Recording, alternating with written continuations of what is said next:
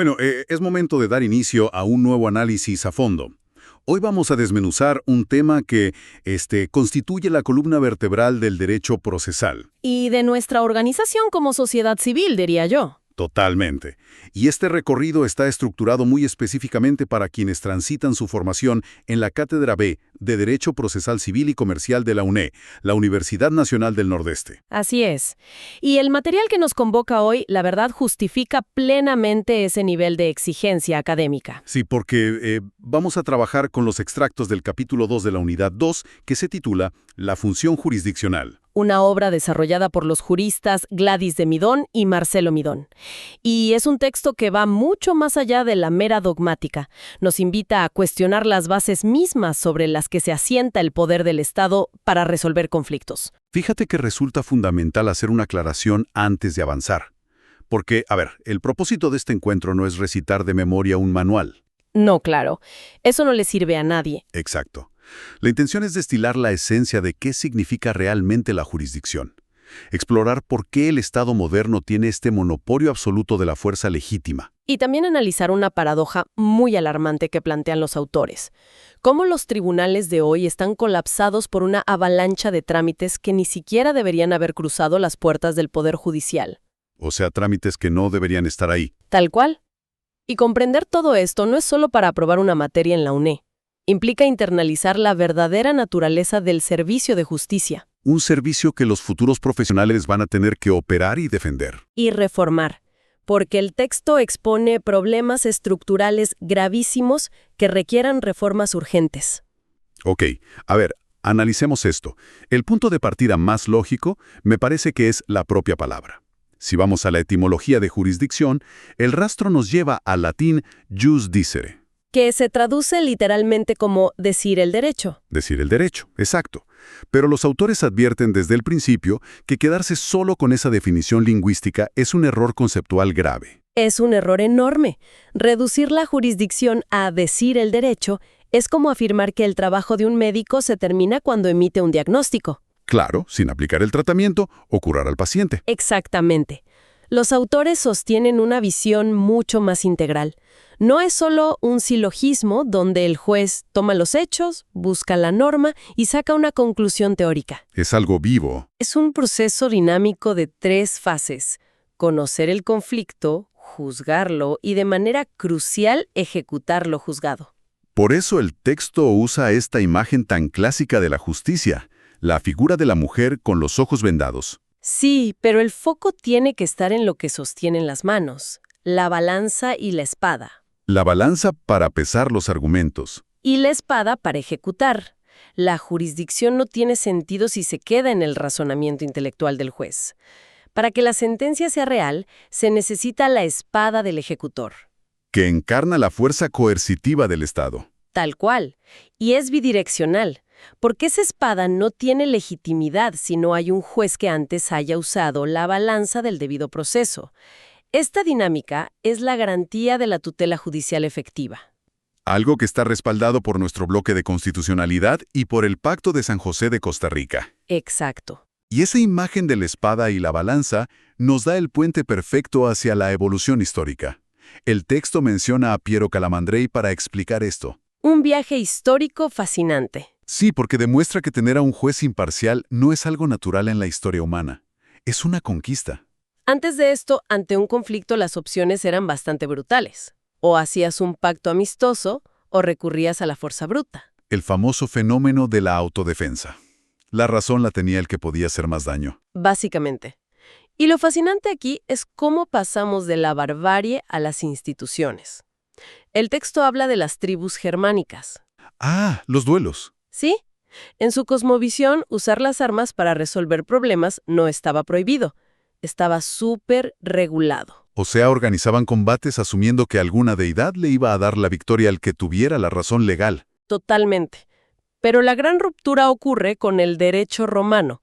El texto cita un decreto del emperador Marco Aurelio. Que marca un antes y un después. Prohíbe de forma general hacer justicia por mano propia. Y ese decreto sienta las bases de nuestro pacto social de hoy.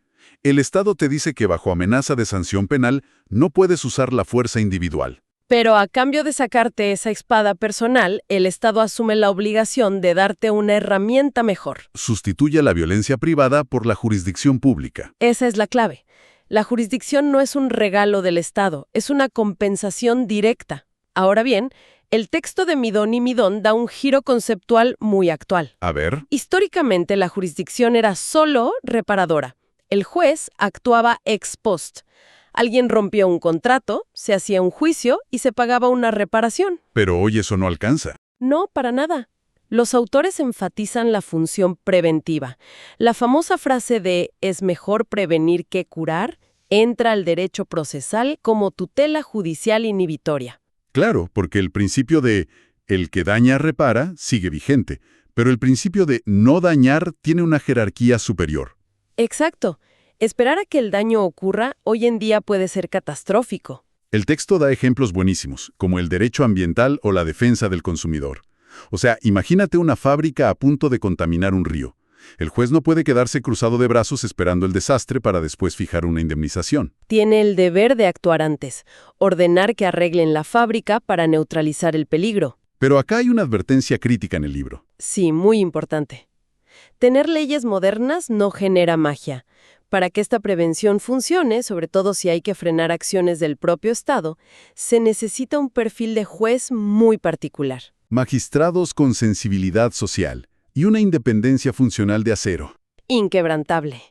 Y eso nos lleva a un desafío conceptual que en la Cátedra B se discute muchísimo. Ya vimos la esencia y la historia, pero el Estado hace muchas cosas. Claro, legisla, administra y juzga. Y gran parte del texto se dedica a marcar esas fronteras. ¿Cómo diferenciamos el trabajo de un juez del de un legislador o un administrador? Los autores proponen usar el criterio sustantivo. Exacto.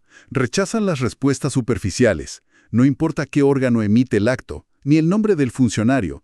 Hay que mirar el contenido y los efectos jurídicos del acto. Apliquemos este criterio. Empecemos por diferenciar la función legislativa de la jurisdiccional. La diferencia principal es la naturaleza del mandato. La ley es general y abstracta. El legislador no le pone cara al problema. Diseña reglas para el futuro, para casos hipotéticos. Pero el juez hace todo lo contrario. Su función es eminentemente concreta y particular. Toma esa regla general abstracta y la hace aterrizar en un conflicto vivo entre personas reales. Para ilustrar esto, el texto rescata el caso Seguir y Diff de la Corte Suprema. Un precedente tremendo. Una joya de la jurisprudencia. Muestra perfecto la tensión entre la ley abstracta y el caso concreto. Un adolescente a meses de cumplir 18 años quería donar un riñón a su hermano menor que estaba en riesgo inminente de muerte. Pero la ley nacional prohibía absolutamente que los menores de edad donaran órganos. Como norma general y abstracta. Claro, y ahí entra el criterio sustancial. Si el juez actuaba como un robot aplicando la ley literal, tenía que rechazar el pedido y el hermano probablemente moría. Pero la Corte ejerció la verdadera jurisdicción. Analizó lo particular. Vio que la chica tenía madurez y discernimiento, y que el bien primario a proteger era la vida del hermano. Al autorizar el trasplante, la Corte no anuló la ley general. Adaptó la norma abstracta a las exigencias superiores de la justicia en ese caso puntual. Eso es concretar el derecho. Aquí es donde se pone realmente interesante la cosa, porque separar la sentencia de la ley se entiende fácil con ese ejemplo. Sí, es bastante visual. Pero se vuelve muy confuso cuando cruzamos la función jurisdiccional con la administrativa. Hoy vas a un tribunal de faltas por una multa de tránsito o a un tribunal fiscal y parece que estás en la justicia tradicional. Tienes expedientes, plazos, descargos. Hasta los funcionarios se llaman jueces. Entonces, ante esa apariencia, ¿por qué los autores sostienen que ahí no hay jurisdicción real? Porque esa es una trampa visual procedimental. Gladys y Marcelo Midón marcan dos diferencias categóricas e infranqueables entre administrar y juzgar. Vamos con la primera. La posición del sujeto que decide. Cuando un organismo administrativo pone una sanción, el Estado está resolviendo un problema donde él mismo es parte interesada. Es juez y parte al mismo tiempo. Exacto. A eso se le llama autotutela. Pero a ver, algo de abogado del diablo.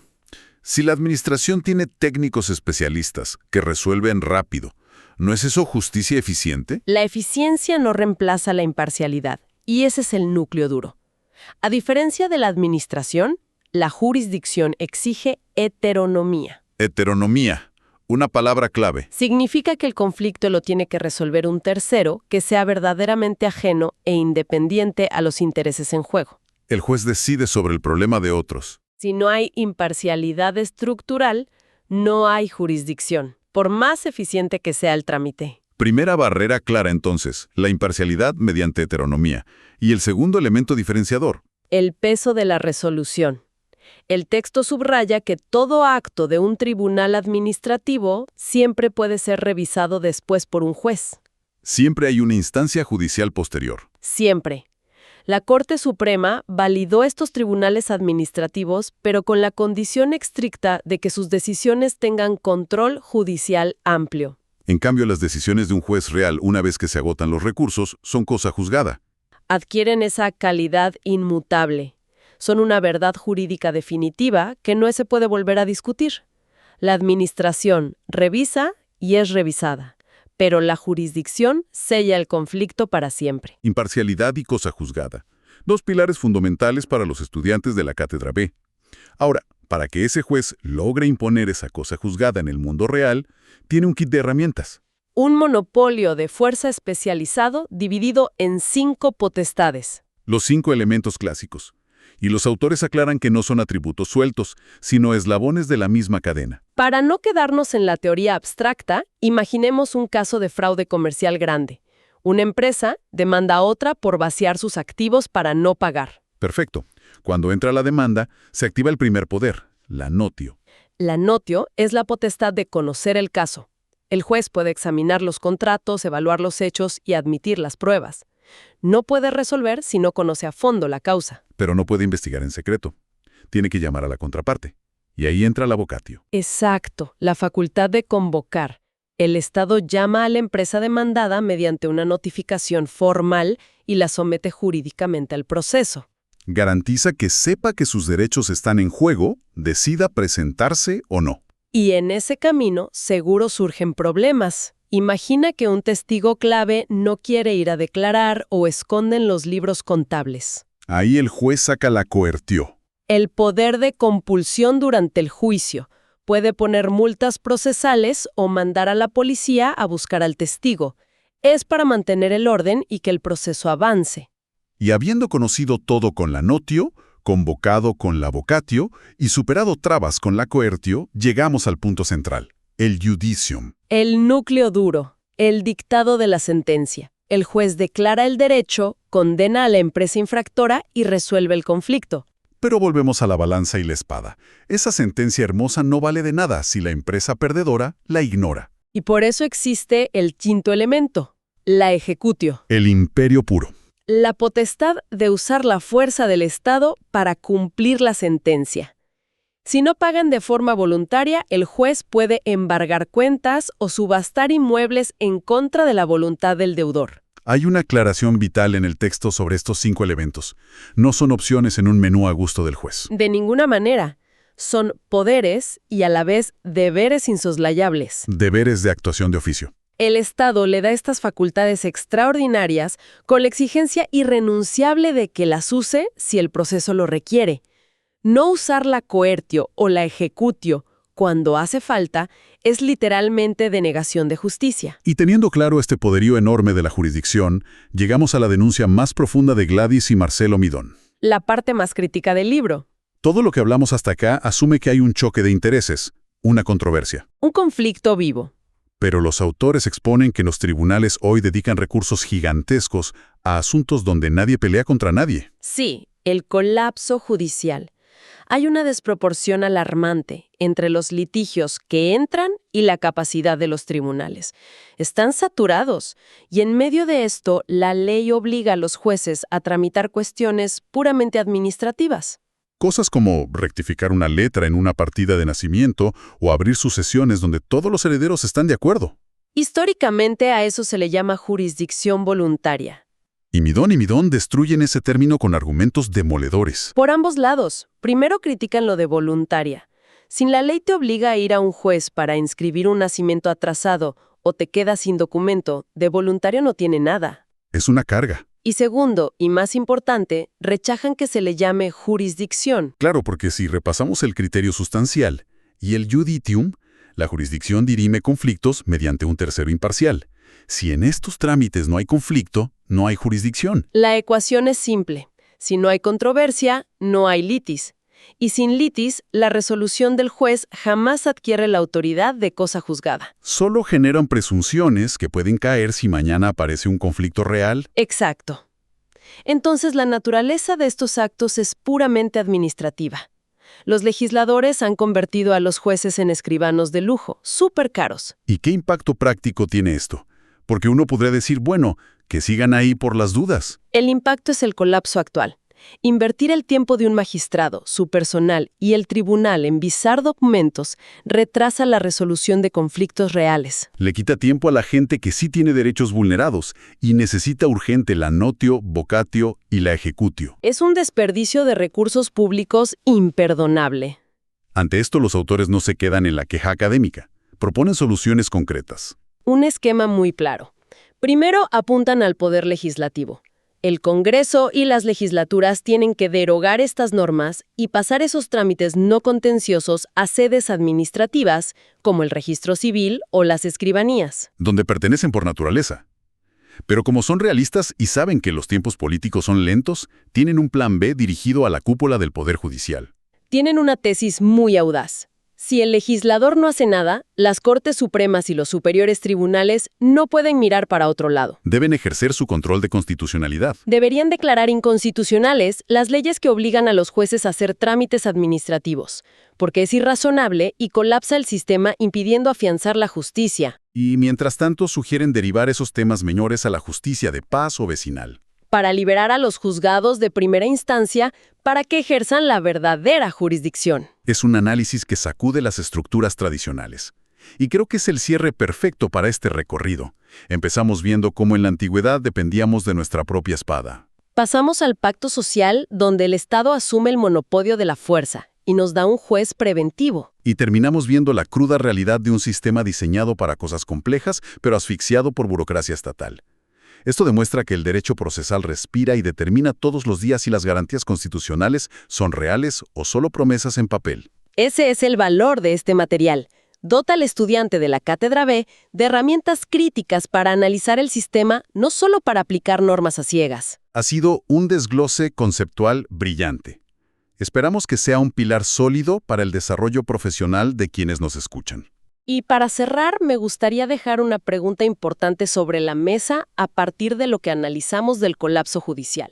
A ver. Si ya es evidente que inundar a los juzgados con trámites administrativos bloquea y retrasa la justicia, Sí. ¿podría sostenerse jurídicamente que el Estado, al negarse a depurar estas competencias, está cometiendo por pura omisión y desidia una violación sistemática a los derechos humanos? Wow. Al negarle en la práctica a los ciudadanos el acceso a una tutela verdaderamente rápida y efectiva. Un dilema de proporciones enormes. Queda planteado ese desafío intelectual para las futuras generaciones de abogados.